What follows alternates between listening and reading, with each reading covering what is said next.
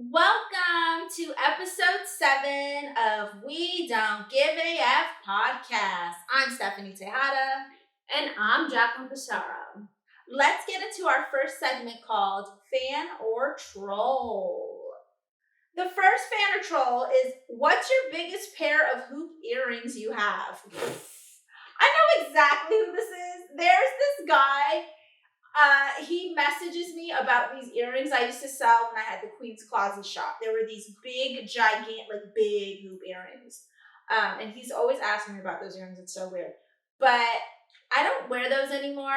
I would say these are probably my biggest now. I've grown up a little bit, you know? So he's definitely a troll, basically. I feel like it's kind of both. Because he's genuinely, inquisitive about it, and it's a weird thing for him, but he's being sincere. Yeah, you can totally be a fanny troll. You can totally be trolling someone, but be a fan of them, and you're trolling them in a way that's not mean. I think so. Yeah, so you could be both. So I would say he's both. So do you have a giant pair of hoop earrings? I don't, because I don't have my ears pierced. I've had them pierced twice, and I think my body rejects piercings. Really? Yeah, I don't. So our next segment, extra, let's talk about it. So Jake Paul fighting Mike Tyson this July. Jake Paul is whatever, but I don't think he's going to beat Mike Tyson.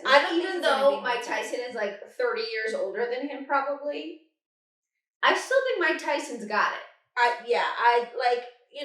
People are kind of speculating how it might go because Jake Paul beat, Nate Robinson. And everybody was surprised that he won that fight pretty easily, actually. So, but Mike Tyson is another breed. That man, the way he trains, that's all he does. That's literally all he does. He has no hobbies. He doesn't do anything but train. And I think Mike Tyson's technique of exhausting his opponent, because if you ever see Mike Tyson fight, he's not jabbing too much. He's exhausting you by dodging. The Matrix, just all the time. And I think that's his tactics.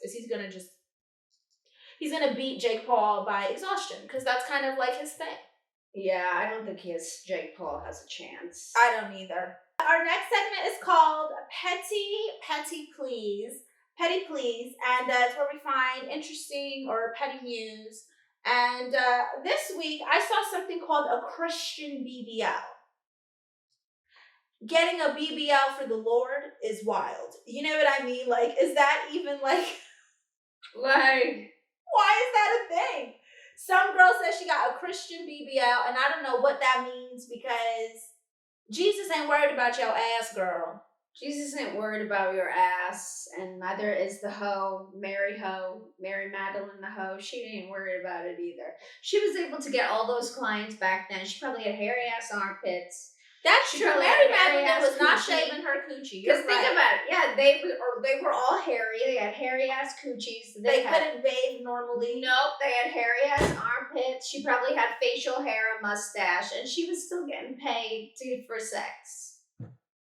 So, yeah, I just don't understand calling a BBL Christian. A BBL is exactly what it is. It's a Brazilian butt lift, and that's all it is. You can't be this is a, Muslim BBL, a Christian BBL. What?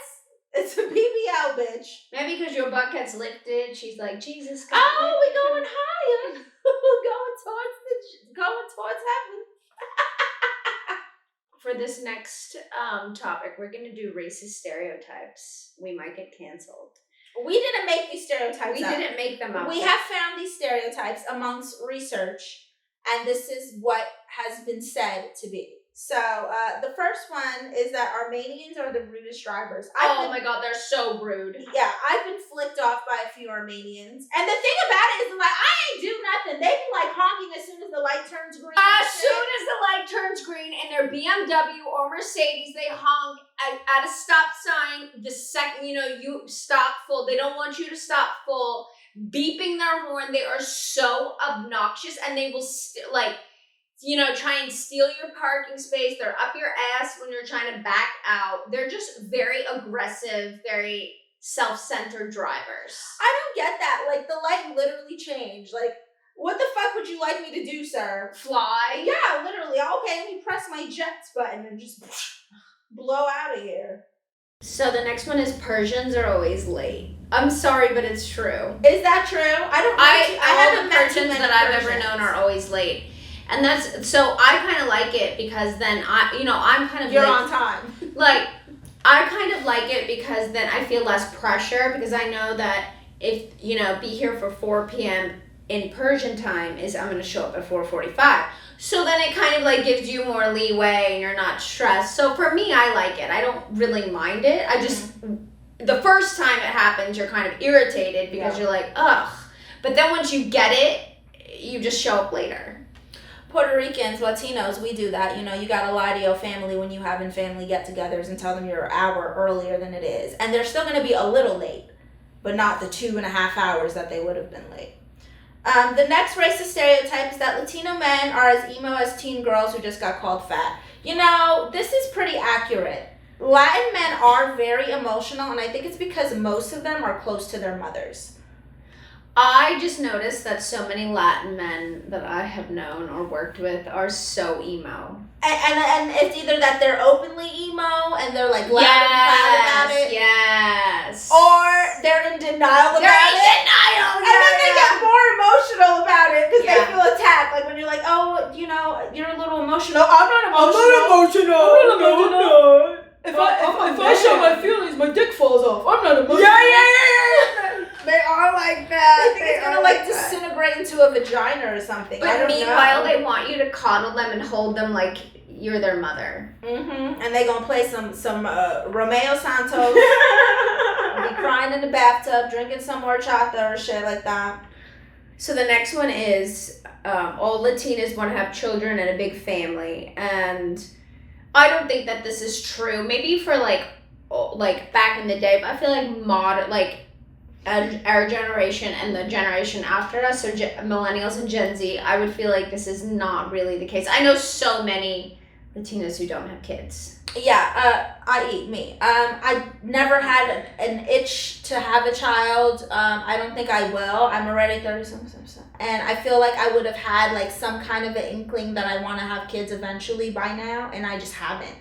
And there are it's definitely true in some aspects. Like you can't lie. You be seeing these Latin mamas with like 8 kids, hauling them through the grocery store and shit. Like it's definitely a thing, but it's not for everybody. Like no. I know tons of Latin women who don't want kids or any of that, or even want like to get married or anything. So not true. It's not true. The next one is that. Jaclyn, what do you think about this one? All Italians, they talk like they're in the mob with that aggressive ass accent. I would say that Italian Americans who are from the East Coast, like my family, other people perceive them as talking very mob-like. So I would say that there is truth to that for sure. Like they talk like that and they are mouthy and don't have any, like they just say whatever. There's no plug.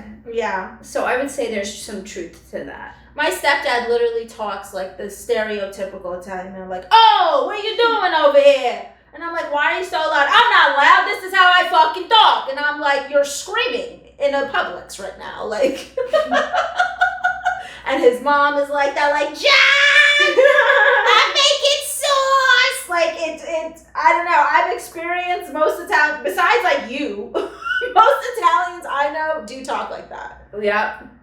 White people who live in a trailer park are trash and fuck their cousins. But that's not true. Some of them fuck their... We've seen on Jerry Springer. Some of them fuck their horse. We have seen them on Jerry Springer.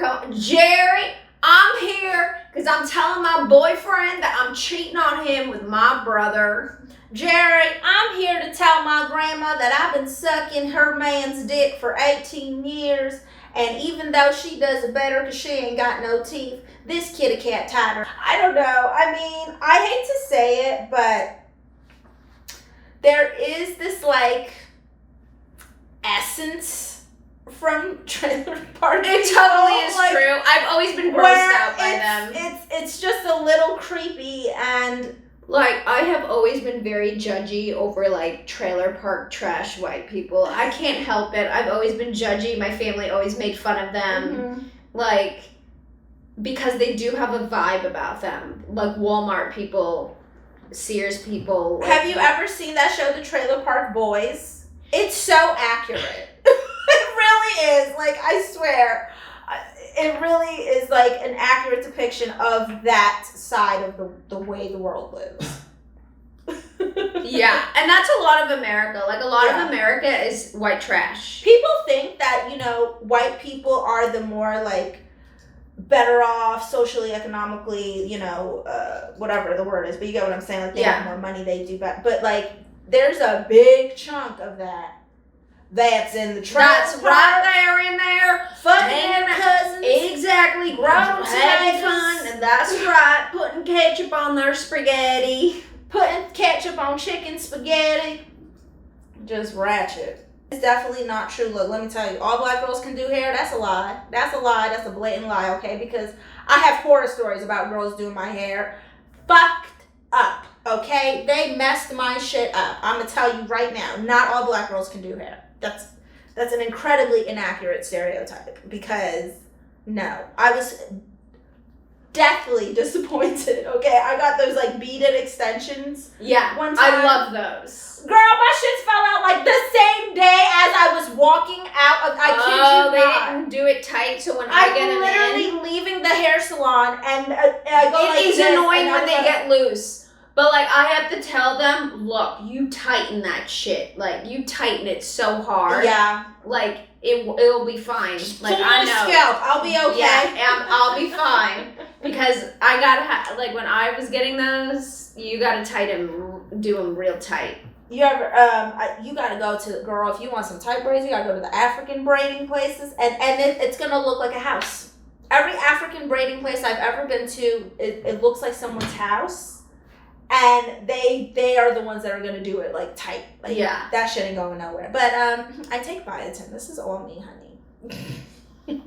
All Asians are good at math.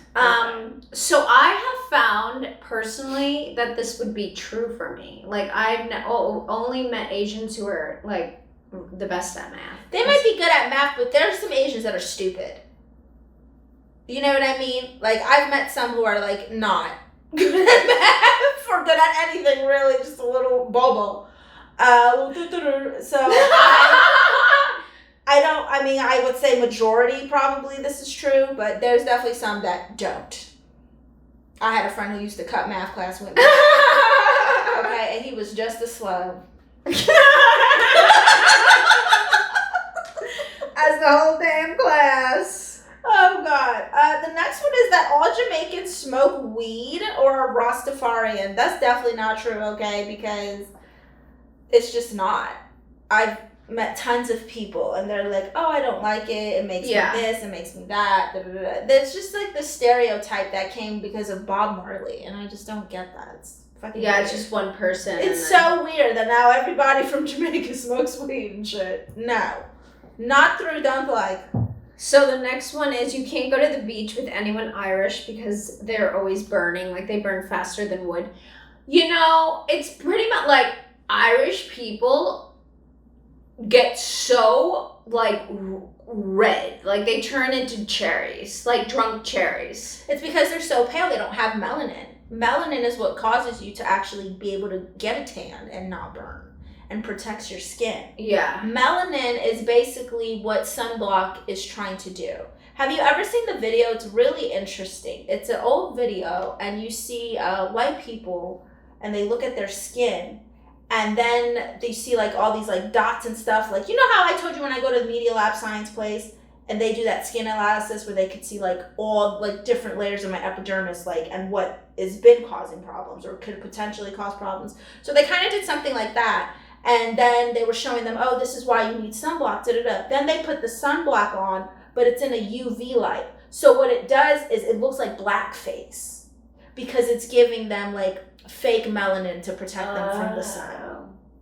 I've always worn sunscreen on my face. I need to be better about my body, But like, I definitely have always been really good about having it on my face, and that's really important. That is, they say like if you do vitamin C and sunscreen, you will like age backwards.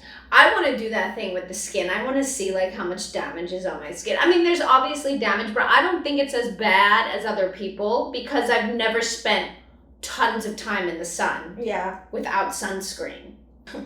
Okay, so there's this new stereotype that I've seen and heard of, and I don't know if you've heard of this, but apparently all Filipinos can sing their ass off. Like, I had no idea, but lately on TikTok, I have been seeing families of Filipinos congregating somewhere, and they are all absolutely killing karaoke. Wow, like, all of the, and I'm awesome. talking about like singing like on a level of like Whitney Houston, Ariana Grande, like singing really, really well.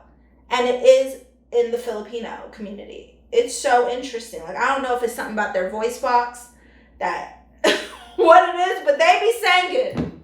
We need a Filipino pop star to come out because they be singing, they be hitting notes.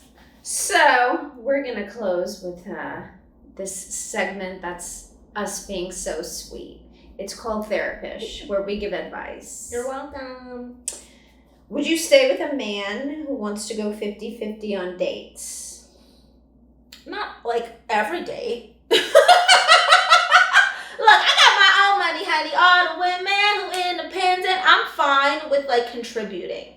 And for me personally, I would rather be able to contribute because I have been in relationships where it was like, you take care of everything, da, da, da, da. And like, I was fine, you know, being rich out there in real life. But the thing is they would hold that over my head sometimes. These old douchebags that I've dated in the past. And it's always made me feel like, fuck you, I got my own shit. You know what I mean? So now I always like have something to give, you know? I know me and Jaclyn joke and whatever, but when it comes down to it, like, I'm gonna help. Not every time. Again, I do think that it needs to be a point where I'm wine and dine and spoiled and I'm given gifts and you take me out to dinner and you pay for everything and whatever. But sometimes, why not? Why not be like, yeah, we'll go half, you know, I'll get the coffee or something this morning and you get, you know what I mean? Like, I think it's important to kind of just, and it's not about like, oh, well, that's what's right. It's if you are emotionally attached to someone or you love someone, you're going to want to do things for them and you're going to want to, you know, provide something in some way, I think. So I think that this question, there's an area of gray. So I think in the beginning, the guy should be paying for everything, all the dates. Like, you know, first 6 months, he should be trying to until it gets to that point. Yeah, but I think that like when you're together, I wouldn't care. Wouldn't care. Like I would contribute. Like I would definitely contribute. Right. You know, like so I agree that. Yeah, like it's okay for the girl to contribute, but if she's paying for everything, no, hell So no. this is where I'm sexist. It is okay for a man to always pay for everything, regardless, but it's not okay for a woman to do it. No, but that's true. And that's where I'm sexist. I think that's true. Unless, you know, you're in a situation like a marriage with someone and they just go through an incredibly devastating rough time or something. Yeah, or they lost their job. And yeah, that's different. Okay, well now I'm gonna help a little more. Now I'm gonna take care of you for a little while, but you better get a motherfucking job soon, sir. Yeah. You know what I mean? But yeah, that's what I'm saying too. Like in the beginning when you're dating or courting someone, you should be the guy should be paying. Yeah. But once you've established a relationship or a more serious connection with someone, then I think it's okay to, no, I got it. Let me take you out, you know. Yeah. Well, you guys, this has been episode 7 of We Don't Give a F. Thank you guys for watching. Subscribe to our episodes and show us love. Click the button. Oh, and we're coming to San Diego. That's right. Quick drop. We're going to be at the Mic Drop April 21st in San Diego, California. Jaclyn, me, some other comics. We're going to be doing characters. It's going to be amazing. Get your tickets. We love you.